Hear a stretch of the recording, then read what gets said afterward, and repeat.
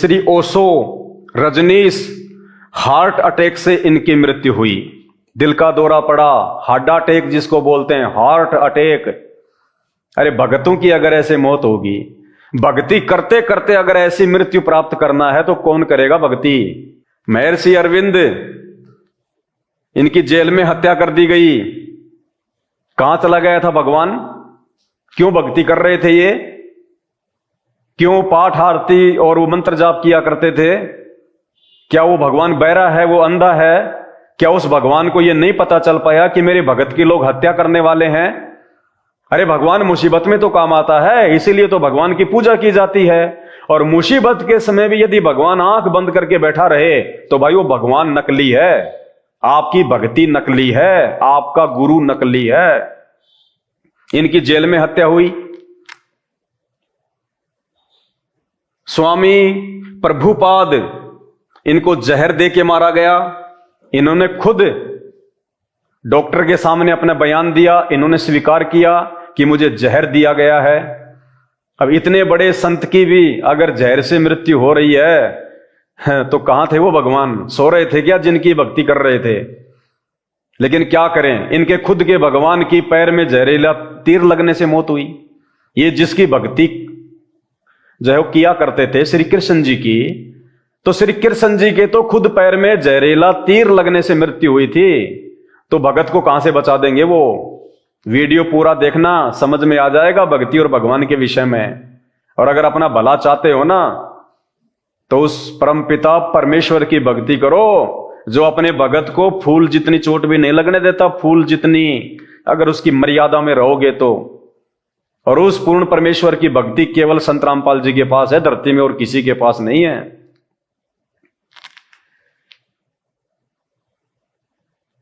जिनको हम सनातन धर्म का उत्पत्ति करता मानते हैं, सनातन धर्म को बहुत आगे लेके गए, देश विदेश में जिन्होंने सनातन धर्म का जो है वो प्रचार किया, दयानंद सरस्वती, दूध में जहर देकर इनको मारा गया एक वेश्या के द्वारा। ये इनकी खुद की पुस्तकों में लिखा हुआ है, जबकि हकीकत कुछ और है जो संत रामपाल जी ने बताई है। इनको निमोनिया हो गया था और निमोनिया में इन्होंने दूध पी लिया। अब निमोनिया में दूध तो जहर का काम करेगा। कहने का मतलब है चाहे ये जहर पी के मरे हो, चाहे निमोनिया में दूध पिया हो, इनकी बीमारी से मौत हुई है। मरने से काफी समय पहले ही बिस्तर पे आ गए थे। ये बहुत पीड़ा, बहुत ज्यादा इनको जो है कष्ट होता था। इन्हीं के फॉलोवर्स ने इनकी जीवनी में लिखा हुआ है, ऐसी पीड़ादायक मौत भगवान शायद ही किसी को दे जो पीड़ादायक मौत श्री दयानंद सरस्वती जी को हुई है, जिनको हम चारों वेदों का पूर्ण ज्ञाता माना करते थे कि इनसे ज्यादा तो किसी को सनातन का ज्ञान ही नहीं है। और जब इनकी भी ऐसी दुर्गति से मौत हुई तो आजकल के सनातनियों का क्या हाल होगा, जो गाड़ियों की टक्कर लग लग के रोड पे जो है वो खरबूजे की तरह फूट रहे हैं। कौन सी भक्ति है भाई? क्या भगवान है फिर? क्यों की जाती है फिर भक्ति? तो ये भी जो है उस परमात्मा के संपर्क में नहीं थे। एनी बेसेंट, बीमारी के कारण हॉस्पिटल में मृत्यु। अरे भक्तों की मौत ऐसे नहीं होती, भक्तों की मौत तो बैठे बैठे होती है। और जब भगत चाहेगा उस समय उसकी मौत होगी, अगर सच्चे भगवान से उसका वो कनेक्शन होगा तो। और सच्चे भगवान का कनेक्शन मिलेगा सच्चे गुरु से।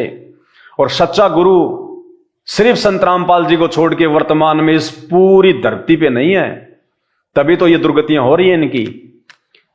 महर्षि महेश योगी बहुत बड़े योगी थे, देश विदेश में नाम था इनका, बड़े इनके फॉलोवर थे।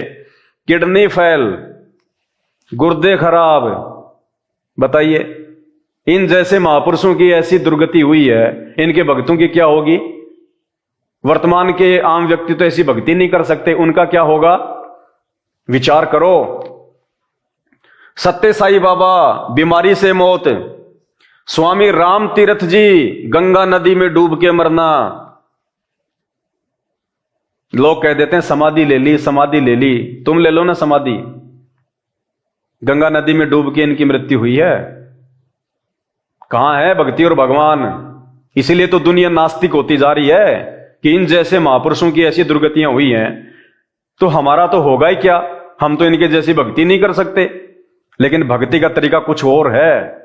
आप अपने घर में रह के कर सकते हैं, अपने बच्चों के साथ में कर सकते हैं, अपना काम धंधा करते करते आप जी वो भक्ति बड़ी आसानी से जो है वो कर सकते हैं। जो भक्ति संत रामपाल जी ने बताई है इन शास्त्रों से निकाल के, अपनी तरफ से नहीं बताई। इन लोगों की तरह राम राम हरे रामा हरे कृष्णा राधे राधे प्रमाणित मंत्र आपको इन पुस्तकों से दिखाए जाएंगे वो मंत्र, और फिर देखना आप अपने शरीर में सुख और आप अपने घर में सुख। वरना क्या आवश्यकता है भक्ति और भगवान की। बाप की आंखों के सामने बेटा मर रहा है और बाप फिर भी हनुमान चालीसा करता है रोज, माता जी के व्रत रखती है उसकी माता, फिर भी बेटा मर रहा है युवा अवस्था में, बालपन में। क्यों भाई, कहां गया वो हनुमान चालीसा का पाठ? क्या लाभ दिया? आपने व्रत किए, कहां गए वो व्रत? क्या परिणाम मिला? बेटे की मौत। गीता जी अध्याय नंबर 16 और श्लोक नंबर 23, हे अर्जुन शास्त्र विधि को त्याग के, कौन सी शास्त्र विधि? जो भक्ति की विधि हमारे ग्रंथों में लिखी हुई है, उस शास्त्र विधि को त्याग के जो मनमाना आचरण करता है, राधे राधे राधे राधे हरे राम हरे कृष्णा ओम नमो भागवते वासुदेवाय नमः, ये मनमुखी भक्ति है। इन मंत्रों का कहीं कोई प्रमाण नहीं है। तो शास्त्र विधि को त्याग के जो मनमानी जो भक्ति करते हैं, जो आचरण करते हैं, कहते हैं उनको ना कोई शरीर में सुख होगा, ना कोई रिद्धि, ना कोई सिद्धि, और मरने के बाद में उनकी दुर्गति लक 84 योनियों में। नीम करोली बाबा, डायबिटीज से इनकी मृत्यु हुई है, क्योंकि ये पिछले जन्म की आत्माएं थी। ये सभी साधु संत महात्मा, भक्ति की चाहत थी इनके अंदर, बचपन से ये भगवान की जो है खोज में लग गए, और इनको नकली गुरु मिल गए, भक्ति सही मिली नहीं इनको, और जैसा मिला वैसा ये करते रहे। धीरे धीरे लोग इनके फॉलोवर बन गए। देखो अब ये तो क्या संत क्या महात्मा है ये। द्वापर युग में और त्रेता युग में जो संत महात्मा है जिनके बारे में हम सुना करते थे, अर्जुन वो स्वर्ग लोक में चला गया था विद्या प्राप्त करने के लिए, इंद्रदेव से वरदान प्राप्त करने के लिए वो स्वर्ग में चला गया था। इतना ऊंचा चला गया वो उड़ के, और आज 1 फुट भी अगर कोई महात्मा अगर जमीन से उठ जाए तो दुनिया उसकी जय जयकार कर देगी। और आज तो उतनी भी भक्ति नहीं है, एक संत रामपाल जी को छोड़ के किसी के पास उतनी भी भक्ति नहीं है कि कोई जमीन से 2 इंच भी अपने आप को जो है ऊपर उठा ले। और फिर भी हम उनकी महिमा कर रहे हैं, हम उनके भगत बने हुए हैं। जबकि आज से पहले साधु संत महात्माओं ने तो इतने चमत्कार किए थे, और फिर भी उनकी ये दुर्गतियां हुई हैं। क्योंकि चमत्कार जो है वो कर सकता है, जिसके पास में जो कमाई होती है ना भक्ति की, वो कर सकता है चमत्कार, कोई बड़ी बात नहीं है। लेकिन चमत्कार से मुक्ति नहीं है, मोक्ष नहीं है। 84 लाख योनियों में जाने से इंसान नहीं बच सकता, वो तो उसकी खुद की कमाई है। अब मेरे बैंक में अगर 20 लाख रुपए हैं तो मैं जो मर्जी मैं गाड़ी ले आऊं, मैं मोटरसाइकिल ले आऊं, मैं अपना मकान बना लूं। और जिसके पास नहीं है नहीं है, और मैं वो निकाल के मेरा बैलेंस, यदि मैं गाड़ी ला रहा हूं, मैं मकान बना रहा हूं, तो मेरा तो बैलेंस जो है वो खाली होता जा रहा है ना। तो इनके कोई पिछले जन्म की भक्ति थी इनके पास में, इन्होंने लोगों को आशीर्वाद देना शुरू कर दिया, इनकी महिमा मंडन हो गई, और इन्होंने अपनी सारी भक्ति कमाई को धीरे धीरे धीरे धीरे नष्ट कर दिया। जैसे मेरी जेब में मान लीजिए 100 रुपए हैं, मैं किसी को 5 दे दूं, मैं किसी को 4 दे दूं, मैं किसी को 2 रुपए दे दूं, तो मेरी तो जेब खाली हो रही है ना, और 2-4 रुपए से उनका भी काम नहीं चलेगा। तो ये हालत है। भक्ति मार्ग को समझो, और भक्ति मार्ग को केवल संत रामपाल जी के सत्संग सुन के समझा जा सकता है, दूसरा धरती पे कोई तरीका नहीं है। तो YouTube पे जाके सर्च करो संत रामपाल जी महाराज सत्संग, या फिर सृष्टि रचना संत रामपाल जी महाराज, तुम्हारी आंखें खुलेंगे कि हम कहां बैठे हुए हैं। महर्षि रमण आंख में फोड़ा, बताओ, आंख में फोड़ा। अरे फोड़ा तो अगर हाथ पे हो जाए, पीठ पे हो जाए तो कितनी पीड़ा देता है, और इनके तो आंख में फोड़ा। जबकि इनको महान संत कहा जाता है, महर्षि, यानी जो ऋषि होते हैं उनमें भी जो बड़ा होता है उसको कहते हैं महर्षि, महर्षि। और इस महर्षि की मृत्यु इतनी दर्दनाक, आंख में फोड़ा। पुण्यात्माओं, मुंह कलेजे को आएगा। पुण्यात्माओं, कलेजा मुंह को आता है जब इनकी बातें सुनते हैं। आंख में फोड़ा। भगवान सो रहा था क्या? जिसकी ये भक्ति कर रहा था वो अंधा था क्या? उसको अपने भगत की समस्या भी दिखाई नहीं दे रही? एक आंख का फोड़ा तक ठीक नहीं कर सका। अरे मृत्यु करनी थी तो वैसे कर देता। अंतिम समय में इतनी पीड़ा, इतना दुख, क्योंकि इनके पास में भक्ति नहीं थी। जैसे आम होता है, एक आम का पेड़ है और एक तो लगती है उस पे वो कैरी, जब वो कच्चा होता है आम तो उसको कहते हैं हम कैरी। आप यदि उस कच्चे आम को तोड़ने का प्रयास करोगे तो क्या होगा? आसानी से नहीं टूटेगा, आपको जोर लगाना पड़ेगा और वो कच्चा आम खाने में भी कोई स्वाद नहीं है। और जैसे वो आम समय आने पे वो पक जाएगा, उसके बाद आपको तोड़ने की भी जरूरत नहीं है, जरा सी हवा चलेगी ऑटोमेटिक टूट जाएगा। तो जो भगत होगा, जो भक्ति से जो परिपूर्ण होगा, उस पके हुए आम की तरह, जिसका गुरु सच्चा होगा, जिसके मंत्र जो है वो सच्चे होंगे, वो ऑटोमेटिक वो पक जाएगा। अंतिम समय में जब उसका समय आएगा ये शरीर छोड़ने का, उस आम की तरह टूटेगा वो। हॉस्पिटल में नहीं मरता भगत। भगत कभी एक्सीडेंट में नहीं मरते। भगत कभी जो है वो किडनी फेल होने से नहीं मरते, क्योंकि भगवान का आशीर्वाद होता है। परमात्मा मिट्टी को सोना कर देता है। अपने भगत की काया को भगवान ऐसा बना देगा निरोगी। वरना क्या आवश्यकता फिर भक्ति और भगवान की, जब ऐसे मरना है तो कौन भक्ति करेगा फिर? इसलिए लोग मौज मस्ती भी कर रहे हैं, नॉर्मल फॉर्मेलिटी के लिए अपनी भक्ति भी कर रहे हैं। शाम को आरती कर लेते हैं, 2 घंटे बाद में लाके शराब के ठेके से बोतल बैठ जाते हैं। तो यही होगा। ये तरुण सागर जी जैन समाज के बहुत बड़े मुनि, लगभग 2 साल पहले इनकी मृत्यु हुई है। पीलिया से सूख गए थे, बिल्कुल कांटे की तरह हो गए थे सूख के।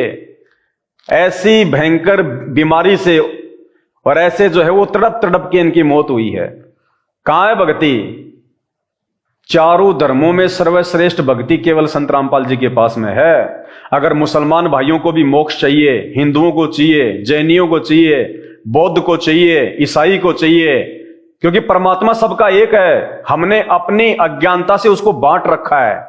कोई कहे मारा राम बड़ा, कोई कहे खुदाई रे, कोई कहे ईसा मसीह बड़ा, ये बाटा रहे लगाई रे। अरे एक बाप के 4 बेटे हैं और जब वो पिता शाम को अपने घर पे वापस आता है काम धंधे से, तो उनमें से एक बच्चा तो कहता है कि देखो देखो मेरा पापा आ गया, मेरा पापा आ गया। दूसरा कहता नहीं नहीं नहीं, वो तो मेरा डैडी है। तीसरा कहेगा नहीं नहीं, वो तो मेरा पिताजी है। और चौथा कहेगा नहीं, वो तो मेरो बाप है, मेरो बाप है वो एक ही, लेकिन हमने उसको बांट लिया। मुसलमान तो कहते हैं कि हमारा अल्लाह, ईसाई कहते हैं हमारा गॉड, हिंदू कहते हैं हमारा भगवान। बताओ, है वो एक ही। हम उसी के बच्चे हैं सारे, कोई धर्म नहीं है। उसने कोई धर्म नहीं बनाया, कोई जातियां नहीं बनाई। द्वापर से पहले कोई धर्म नहीं था। रामचंद्र जी का क्या धर्म था जरा बता दो? श्री कृष्ण जी का क्या धर्म था जरा बता दो? अगर मुसलमान थे उस समय तो बता दो, श्री कृष्ण जी की सेना में एक भी मुसलमान का नाम बता दो, जो उसका सेनापति हो, उसका कोई सैनिक हो। महाभारत के युद्ध में कोई एक भी कोई मुसलमान का नाम बता दो, बता दीजिए। राम रावण युद्ध हुआ त्रेता युग में, इतनी सेना लेके गए थे रामचंद्र जी, एक भी मुसलमान था क्या उसमें? उसमें कोई जैनी था क्या? उसमें कोई बौद्ध था क्या? ये सारे के सारे जो धर्म हैं ये 3000 साल में आके बने अभी, ये कलयुग स्टार्ट होने के बाद में। क्योंकि जो शैतान है, जो काल है, जिसकी जानकारी आपको संत रामपाल जी के सत्संग सुनने से मिलेगी, उस काल ने हम सबको बांट रखा है आपस में कि इसको उस भगवान की जानकारी ना हो जाए, इसलिए उसने हम सबको बांट दिया। तू मुसलमान, तू हिंदू, तू जैनी, तू बौद्ध। और धर्म ही नहीं, धर्मों में भी फिर उसने जातियां बनवा दी। तू यादव, तू जाट, तू ब्राह्मण, तू ये, तू वो। मुसलमानों में भी तू सिया, तू सुन्नी, जैनियों में तू दिगंबर, तू श्वेतांबर। ऐसा बांट दिया हम सबको ताकि हम वर्तमान में भक्ति और भगवान की पहचान ना कर लें। क्योंकि ये जो समय है वर्तमान का, ये भगवान की प्राप्ति का समय है। क्योंकि वर्तमान में वो भगवान खुद धरती पे प्रकट है संत रामपाल जी के रूप में। ये मजाक लगेगा आपको, लेकिन भैया राम और श्री कृष्ण जी भी तो यहां पे एक इंसान बन के आए थे। अरे जिनको हमने भगवान मान लिया वो तो साधु संत भी नहीं थे, वो तो राजा थे, फिर भी हमने उनको भगवान मान लिया। संत रामपाल जी तो एक जो है वो संत रूप में है धरती पे, ये तत्वदर्शी संत है, गीता जी के अनुसार पूर्ण परमात्मा है ये। सत्संग सुनो, किसी भी महापुरुष की पहचान उनके विचारों से होती है, उनके ज्ञान से होती है। एक महीने आप उनके YouTube पे सत्संग सुन के देख लीजिएगा, दिन में 1 घंटा समय निकाल के आपकी आंखें खुल जाएंगी कि कैसे हम तो अपना मानव जीवन ही बर्बाद करते जा रहे थे। लेकिन हमारे वीडियो बनाने का केवल उसी समय फायदा है जब आप साथ साथ संत रामपाल जी भगवान के YouTube पे आप उनके सत्संग सुने, या प्रतिदिन साधना टीवी चैनल पे रोजाना 7:30 से 8:30 बजे 1 घंटे संत रामपाल जी का जो है सत्संग आता है, आप उनके जो है वो सत्संग सुनिए। और यदि निष्पक्ष होकर धैर्यपूर्वक अपने आत्मा के उद्धार के लिए यदि आप उनके वो सत्संग जो है वो सुनेंगे, और आपके यदि शरीर में, आपके यदि परिवार में कोई भी रोग है, कोई जो है वो कष्ट है, 50% वो रोग, वो कष्ट आपका केवल उनके वो सत्संग सुनने मात्र से दूर हो जाएगा। और बाकी जब जिस दिन आप उनसे नाम ले लोगे, आप उनकी जो है वो शरण में आ जाओगे, आप अपने घर में उनकी वो भक्ति करने लग जाओगे, उस समस्या को, उस संकट को परमात्मा जड़ से समाप्त कर देगा, जड़ से। ये विश्वास है हमारा, क्योंकि हम उनकी शरण में हैं, झूठी महिमा नहीं करते। तो आज के वीडियो में केवल इतना ही। वीडियो को ज्यादा से ज्यादा शेयर करें। बंदी छोड़ सतगुरु रामपाल जी भगवान की जय हो।